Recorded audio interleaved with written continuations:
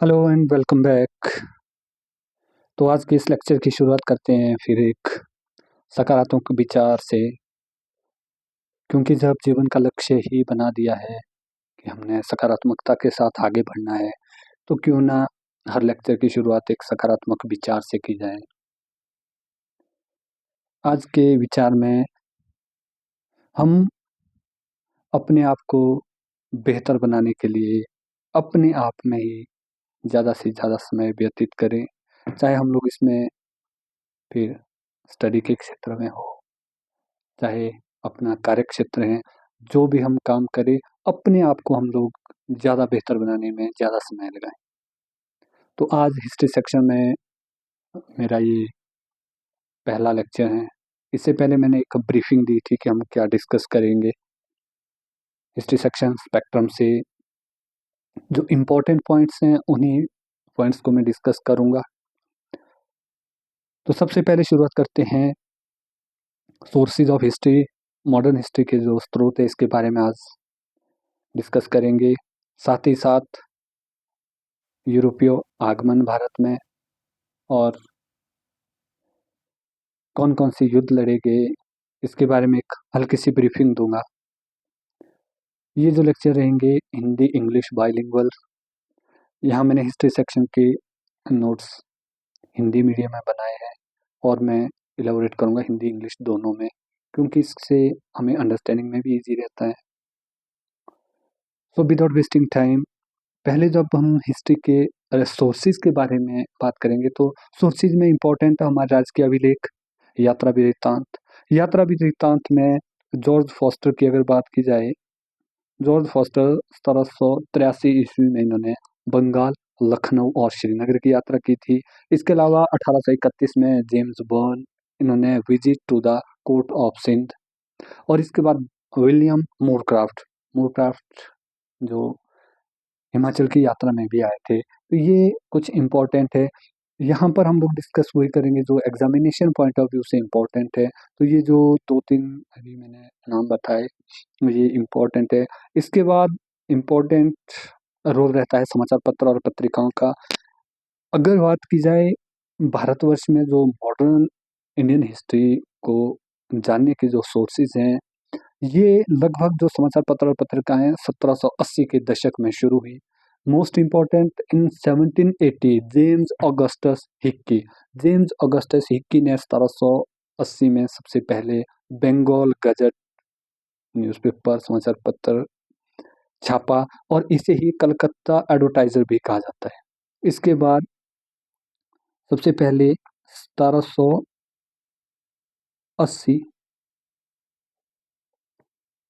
James Augustus Hicky Bengal gazette. Line ही मेरे सही नहीं लग रही। नेक्स्ट 1784 में द कलकत्ता गज़ट, 1784 में the Calcutta gazette, the Bengal journal और 1785 में द बॉम्बे हेराल्ड 1789 में। तो इस तरह से जो समाचार पत्र और पत्रिकाएं, इसमें मैक्सिमम क्वेश्चन पूछा जाता है जो पहला न्यूज़पेपर था वो कौन सा था, तो वो था हमारे पास जेम्स ऑगस्टस हिक्की का बंगाल गज़ट और इसे ही कलकत्ता एडवर्टाइज़र भी कहा जाता है। उसके बाद बात आती है प्रेस एक्ट 1835 और ये जो नरम नीति थी प्रेस के प्रति 1856 तक रही। इसके बाद जी सुब्रमण्यम ने द हिंदू, ये भी क्वेश्चन पूछा गया था कि द हिंदू कब शुरू किया गया और किसके द्वारा शुरू किया गया, तो जी सुब्रमण्यम ने द हिंदू और स्वदेश मित्रम। तिलक के जो समाचार पत्र है इम्पोर्टेंट है मराठा व केसरी। जो मराठा था वो इंग्लिश लैंग्वेज में और जो केसरी था वो मराठी भाषा में लिखा गया है। सुरेंद्र नाथ बनर्जी के बंगाली, शिशिर कुमार घोष और मोतीलाल घोष की अमृत बाजार पत्रिका, गोपाल कृष्ण गोखले का सुधारक और बंगाल में सोम प्रकाश समाचार पत्र इम्पोर्टेंट थे। इसमें कई बार मैच द फॉलोइंग में पूछा जाता है और कई बार डायरेक्टली पूछा जाता है कि तिलक द्वारा लिखा गया समाचार पत्र मराठा किस भाषा में है, तो मराठा इंग्लिश भाषा में था और केसरी मराठी भाषा में था। इसके बाद कुछ विदेशी प्रकाशन भी इम्पोर्टेंट थे, जो विदेशों में लिखे गए समाचार पत्र, इसमें इम्पोर्टेंट है श्यामजी कृष्ण वर्मा, इन्होंने इंडियन सोशियोलॉजिस्ट लिखा है लंदन में। मैडम भीकाजी कामा, इन्होंने वंदे मातरम पेरिस में लिखा। वीरेंद्र नाथ चट्टोपाध्याय, इन्होंने तलवार बर्लिन में लिखा। और तारक नाथ दास ने वैंकूवर में हिंदुस्तान समाचार पत्र को लिखा। ये भी इम्पोर्टेंट है क्योंकि ये जो विदेशी प्रकाशन है, विदेशी प्रकाशन से कई बार मैच द फॉलोइंग के लिए आता है।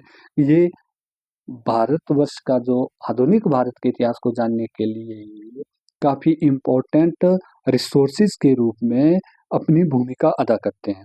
अगर साहित्य की बात की जाए तो साहित्य में कुछ हमारे पास साहित्यकार है। उर्दू में मोहम्मद इकबाल, हिंदी में सूर्यकांत त्रिपाठी निराला, बंगाली में काजी नजरुल इस्लाम, मराठी में केशव सूत व मलयालम में जी शंकर कुरूप। ये काफी इम्पोर्टेंट साहित्यकार है जिनके साहित्य से हमें आधुनिक भारत के इतिहास के सोर्सेज, रिसोर्सेज, स्रोतों का पता लगता है। बात आती है उपन्यास की, नोवेल में बंकिम चंद्र चटर्जी। बंकिम चंद्र चटर्जी का नाम और इम्पोर्टेंट हो जाता है इस बार, क्योंकि वंदे मातरम जो इन्होंने लिखा है गीत आनंद मठ में, और जो राष्ट्रीय गीत है हमारा वंदे मातरम, इसके 150 साल भी पूरे हुए हैं। तो इससे क्वेश्चन कई बार क्या होता है कि जो चीज़ें करंट में ज़्यादा न्यूज़ में होती है तो उसके बैकग्राउंड में कई बार क्वेश्चन पूछे जाते हैं। तो बंकिम चंद्र चटर्जी 1838 से 1894 तक, इनका जो नोवेल है आनंद मठ, इन्होंने राष्ट्रीय गीत वंदे मातरम लिखा है। तो इसी से ही पता लग जाता है कि जो हमारे देश का जो राष्ट्रीय गीत बना, तो इससे एकदम हमारे भारत के इतिहास के बारे में पता लग जाता है कि क्या उस वक्त नेशनलिज्म था, किस तरह की गतिविधियां उस वक्त अपनाई गई थी। तो ये सारा जो रिसोर्स के रूप में कार्य करते हैं। उसके बाद मुंशी प्रेमचंद, इम्पोर्टेंट रंगभूमि उपन्यास 1934 में लिखा है उन्होंने, गोदान 1936, सेवा सदन 1919, प्रेमाश्रम 1924, और कुछ इनकी कथाएं भी है, कहानियां हैं। मुंशी प्रेमचंद जी को कहानीकार के रूप में भी जाना जाता है। कफन, पूस की रात, फणीश्वर नाथ रेणु, इनसे कई बार क्वेश्चन पूछा गया। इनकी एक रचना है मेला आंचल।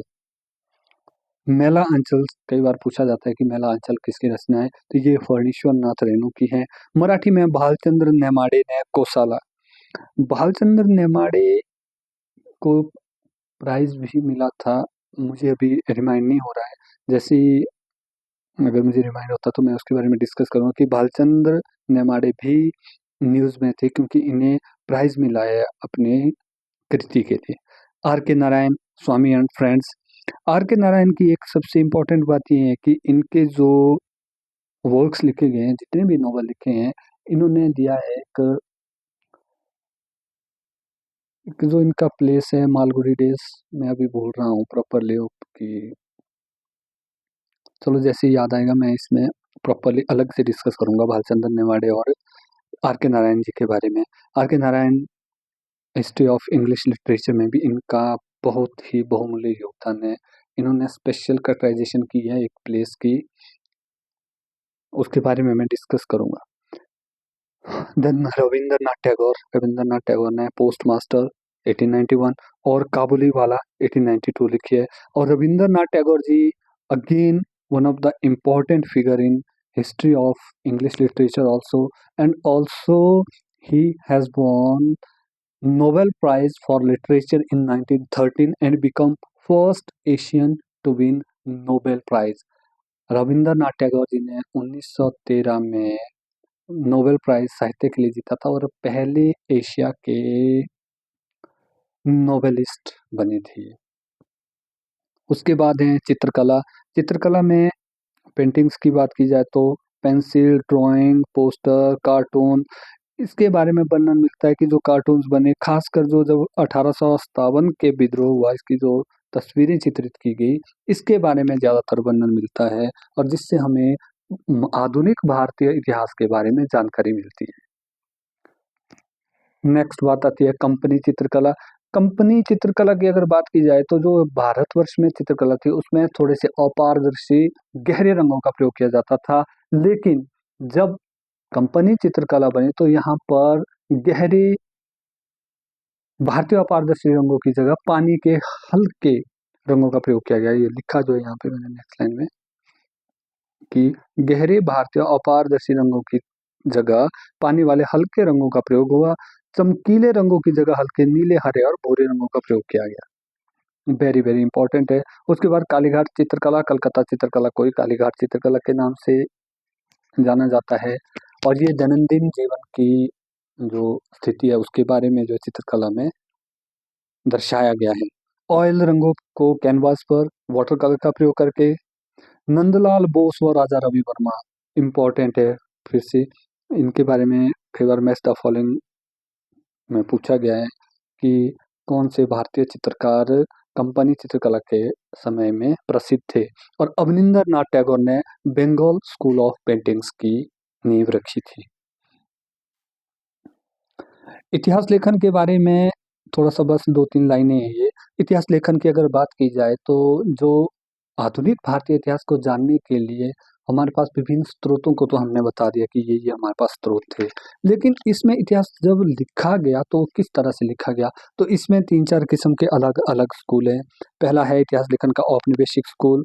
औपनिवेशिक उपागम की सीधी-सी सिंपल सी बात है कि उपनिवेश जब भारत रहा तो डेफिनेटली जो ब्रिटिश जो राइटर्स थे उन्होंने अपने पर्सपेक्टिव से इंडिया के इतिहास को लिखना शुरू किया। अब दोबारा मैं यहाँ पर एक बात कहना चाहूँगा कि जब हमने एक सकारात्मक पॉइंट ऑफ व्यू से आगे बढ़ने की एक मुहिम छेड़ी है, तो मैं यहाँ भी सकारात्मक पहलुओं को ही डिस्कस करूँगा। उन्होंने क्या डिस्क्राइब किया, क्या लिखा, क्या नहीं लिखा, मैं यहाँ पर कॉन्ट्रडिक्शन नहीं करना चाहता हूँ, क्योंकि कॉन्ट्रडिक्शन से क्या होता है कि मेरा जो अपना पर्सपेक्टिव है, ये मैं अपने पर्सपेक्टिव की बात कर रहा हूँ और मैं चाहता हूँ कि जो मेरे वीडियो लेक्चर सुने, वो भी एक सकारात्मकता के साथ पढ़े। औपनिवेशिक उपगम की बात की जाए, जेम्स मिल, विंसेंट स्मिथ, इन्होंने औपनिवेशिक काल में जो हमारे भारतवर्ष की स्थिति को इस तरह से डिस्क्राइब किया कि यहाँ पर ब्रिटिश की सर्वोपरि था और जो इंडियन का जो कल्चर, इंडिया का जो नेचर, इंडिया के पर्सपेक्टिव से इन्होंने हल्का-सा इंडिया को इन्फीरियर दिखाने की कोशिश की और ब्रिटिशर्स को सुपीरियर दिखाने की कोशिश की। इसके पीछे क्या मंशा थी, क्या मंतव्य था, ये तो उस वक़्त क्या सर्कमस्टेंसेस थे वो मैं डिस्कस नहीं कर पाऊँगा। लेकिन अगर आज जब मैं इसे डिस्कस कर रहा हूँ, आज जब हम लोग यहाँ से डिस्कस कर रहे हैं, तो हम सिर्फ़ क्या करें कि इसको सिर्फ़ पढ़ें। हम अपनी भावना को उस तरह से मोल्ड ना करें कि उन्होंने कैसे लिखा जिस तरह का। कहने का तात्पर्य क्या है कि जब हम आज स्टडी कर रहे हैं, हम सिर्फ़ इतिहास जो भी हम स्टडी कर रहे हैं, हम इसे समझें बस, यहाँ तक सीमित रहे। अगर हम लोग उस वक़्त एक पर्सनल वन कंसिडर कि पर्सनल इंटेंशन के साथ अगर हम लोग जाएँगे, तो जो हम सीख रहे हैं, हम वो सीख नहीं पाएँगे और हम लोग खुद को डेवलप नहीं कर पाते हैं। फिर हम लोग डेप्थ में देखने लगते हैं कि क्या ब्रिटिशर्स ने कैसे लिखा ऐसा, क्या इस तरह ऐसे थे। कई बार हम सोचेंगे हाँ, हम शायद ऐसे ही थे। तो इससे क्या होगा क्या कि जिस दिशा में हम पढ़ने के लिए बढ़ रहे हैं, वो नहीं हम समझ पाते और हम उसी संकीर्णता में घूमे रहते हैं और वास्तविकता में जहाँ हमारा माइंड प्रॉपर्ली लगना चाहिए, वहाँ नहीं लगता है। तो मेरा तो यहाँ से जो मोटो है हमने सिर्फ डिस्कस करना है। यहाँ ना किसी का पक्ष करना चाहता हूँ, ना किसी के विपक्ष में कहना चाहता हूँ। मैं यहाँ से सिर्फ यही कहना चाहता हूँ कि हम इतिहास को पढ़ें, एनालाइज़ करें उसको कि क्या लिखा है, क्या नहीं लिखा है और उसके आधार पर हम आज इसका गहन चिंतन करें। नेक्स्ट है राष्ट्रवादी उपागम। राष्ट्रवादी उपागम में हमारे मोस्ट इम्पोर्टेंट है दादा भाई नौरोजी, जिन्होंने the drain of wealth theory दी। इसमें इन्होंने क्लियर कहा कि जो ब्रिटिशर्स हैं, वो यहाँ से ड्रेन ऑफ वेल्थ मतलब धन का निष्कासन कर रहे हैं। ये हमने जब आगे हम पढ़ते जाएँगे कि किस तरह भारत सोने की चिड़िया था, कैसे भारत को लूटा गया या किस तरह की पॉलिसीज़ अपनाई गई ब्रिटिशर्स द्वारा, ये सारा हम लोग डिस्कस करेंगे। जब दादा भाई नौरोजी की जो बुक है अनब्रिटिश रूल ऑफ इंडिया, पूरा नाम मुझे अभी याद नहीं आ रहा है। इसके बाद थे MG. Ranade, GV. Joshi, RC. Dutt, KT. Telang. ये सभी हमारे राष्ट्रवादी जो लेखक थे, इन्होंने भारतवर्ष की उस दौरान की यथास्थिति के बारे में वर्णन किया कि किस तरह से भारतवर्ष में औपनिवेशिक शासन चल रहा है, क्या उनकी नीतियाँ हैं, किस तरह से वो भारतवर्ष को प्रभावित करेंगे, ये सब डिस्कस इसमें मिलता है। उसके बाद है नारीवादी उपागम, जो फेमिनिस्ट राइटर्स थे इसमें बी आर नंदा, पंडिता रमाबाई और कैथरीन मेयो, इन्होंने नारीवादी उपागम में डिस्कस किया कि फीमेल की वास्तविक कंडीशन क्या थी, समाज किस तरह, उस वक्त का समाज किस तरह से व्यवस्थित था, क्या क्या कुरीतियां फैली थी, किस तरह से फीमेल्स को हैंडल किया जाता था, ये सारा हमें नारीवादी उपागम के माध्यम से पर्टिकुलर हिस्ट्री के रिसोर्सेज स्रोत से पता चलता है कि उस वक्त भारतवर्ष की क्या स्थिति थी। अब नेक्स्ट है इसमें यूरोपीय आगमन। यूरोपीय आगमन की जो कहानी है वो शुरू होती है 1498 से, जब पुर्तगाली फर्स्ट टाइम भारत आए थे। इसमें वास्को डी गामा 1498 में कालीकट पहुंचा था। कालीकट में उस वक्त राजा जमोरिन था। उसके बाद डच आगमन हुआ। डच की बात की जाए तो 1596 में इन्होंने सुमात्रा की यात्रा की थी और 1605 में भारत में मसूलीपट्टनम, 1610 में पुलिकट और 1616 में सूरत में इन्होंने अपनी कंपनियां खोली। ब्रिटिश शासन की बात की जाए तो जो ईस्ट इंडिया कंपनी थी उसकी स्थापना 1600 ईस्वी में हो गई थी, लेकिन 1611 ईस्वी में मसूलीपट्टनम में उन्होंने अपनी पहली और 1613 में सूरत में इन्होंने अपना स्थायी कारखाना खोला। अगर बात की जाए नेक्स्ट तो डेनमार्क पहले आए थे 1616 में, इन्होंने 1620 में ट्रैंकोवर तमिलनाडु में कारखाना खोला था और 1854 में इन्होंने कंपनी अपनी ब्रिटिशर्स को बेच दी थी। और जो अंतिम यूरोपीय भारत में आए थे उसमें फ्रांसीसी थे। फ्रांसीसी 1664 ईस्वी में मंत्री जो कोलबर्ट थे उनके राज में भारत में आए और 1668 ईस्वी में सूरत में इन्होंने अपना कारखाना खोला था। नेक्स्ट कुछ इम्पोर्टेंट फैक्ट्स हैं, ये तथ्यात्मक ही मैं कंटिन्यू बताता जाऊंगा। सबसे पहला है कि 1498 में वास्को डी गामा, इन्होंने कालीकट आए, कालीकट का राजा जमोरिन था। 1503 में प्रथम पुर्तगाली दुर्ग कोचीन में। उसके बाद 1505 में फ्रांसिस्को डी अल्मीडा गवर्नर बने। 1509 ईस्वी में अल्फांसो डी अल्बुकर्क गवर्नर बने और 1530 में गोवा को इन्होंने राजधानी बनाया। 17वीं शताब्दी में डचों का प्रभुत्व रहा और 1632 ईस्वी में हुगली से, 1658 श्रीलंका से व 1659 में तंजौर से इन्होंने पुर्तगालियों को हटाया था। इसके बाद 1759 की अगर बात की जाए तो 1759 में बेदरा के युद्ध में अंग्रेजों से ये पराजित हुए।